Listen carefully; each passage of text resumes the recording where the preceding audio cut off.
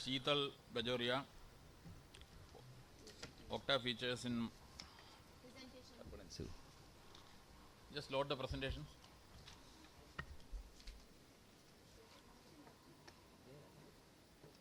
Just at the end we will mark. Good morning, everyone.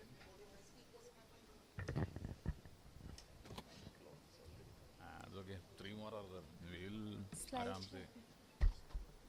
Please make it on slide share. Acha, okay. Can you reset the timer? Can you reset the timing?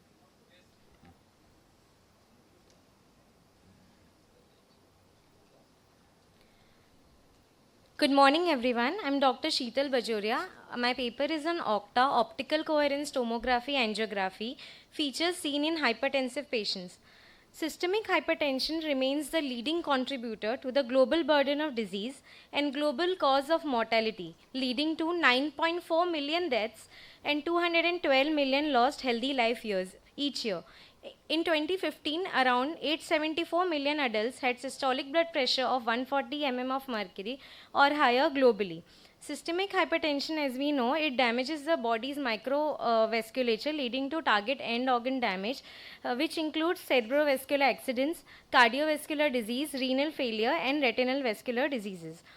The retina is highly vascularized tissue which is susceptible to microvascular damage due to hypertension. And retinal imaging provides a unique opportunity to non-invasively assess and diagnose these pathological changes. The current system of grading hypertensive retinopathy are the Keith-Wagner-Barker or Wong-Michels classification system, which is basically based on clinician subjective assessment of retinal fundus photograph. So, OCTA provides a non-invasive method to see the retina. Changes on OCTA in hypertension compared to normal. Here is the photo showing comparison of OCTA in normal person and in hypertensive patient. Here we can see that there is increase in FAZ area, the blue zone, in both superficial and deep capillary plexus in systemic hypertension compared to the normal. My study, the purpose was at the macula, a study analyzed vessel density at the superficial capillary plexus, FAZ area, vascular density in central fovea and parafoveal region in hypertensive patients. It is a retrospective observational study on 100 eyes of 55 patients. It is an institutional study. Out of 55 patients, 100 eyes were included and 10 eyes were excluded. Inclusion criteria were systemic hypertension since 1 to 20 years and above, but without hypertensive retinopathy.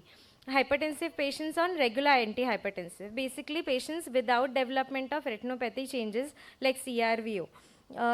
Exclusion criteria were cases without pre-existing hypertensive retinopathy, RVO, age less than 18 years, cases with glaucoma, cataract, other retinal pathology, and diabetes mellitus. All data were measured using NGOV system already installed in Octa software of OCT machine where 6 by 6 mm cube was studied. Main outcome measured were the mean FAZ, mean central vascular density, and FAZ correlation with central vascular density and other parameters were done. Statistical analysis were done using IBM SPSS 20.0 statistical analysis software. Here is the photo where Octa image of superficial capillary plexus is seen. Here we can see that the yellow area shows the FAZ and the left corner the magnified image. This is the angioplex matrix where we can see the FAZ and central vascular density. FAZ area is 0.44 mm square and central vascular density is 23.9%. So the descriptive statistics, mean age was 59.6, that is around 60 years. Mean FAZ was 0.34 mm square and mean central density was 17.85%. This is the photo showing the significant correlation of FAZ with age and central vascular density with FAZ. So FAZ shows significant negative correlation with central vascular density with p-value less than 0.01, and it also shows significant negative correlation with age with p-value less than 0.05. However, this is a very important finding where no significant correlation was found between duration of hypertension and FAZ and central vascular density. So for conclusion, FAZ area widens in hypertensive patients with decrease in the central vascular density of superficial capillary plexus on Octa. With an increase in age, FAZ decrease in size. and duration of hypertension does not affect the FSZ and central vascular density if hypertension is under well control. Clinical implication, it is important to undergo baseline octa scan in hypertensive patients. So the take home message is our study helps in determining the role of octa in determining microvascular changes seen in hypertensive patient without the use of intravenous dye unlike FFA. Also, it helps in early detection of widening of FSZ, changes in the vascular density of macula in hypertensive patients before the actual clinical appearance of hypertensive retinopathy as seen on fundus examination. So Octa provides non-invasive option of visualizing the retinal vasculature, that too within seconds. A study reveals that widening of FSZ and decrease in central vascular density forms early Octa biomarkers in hypertension. Thank you.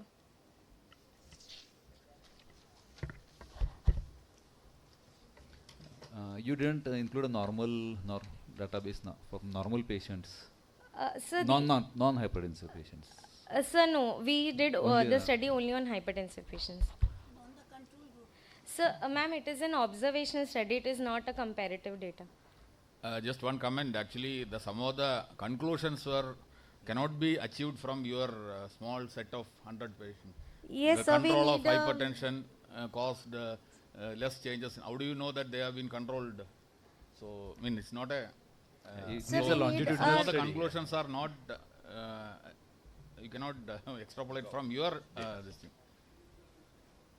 So it is a observational study. We need a longer study. It is done only on 100 eyes. You should have added a slide of limitations of your study. Limitations. Ma'am, one thing is it is a costly study. I mean, Octa is, since we are blessed with a institute where we have Octa scan available, but I would say that in private setup it is difficult for patients to pay for Octa scan. But definitely it is better as it is not dependent on dye, and patients with renal impairment and pregnancy where FFA is contraindicated, we can definitely go for Octa scan. Yeah. Thank you, Dr. Sheetal. Thank you, sir. Just calling one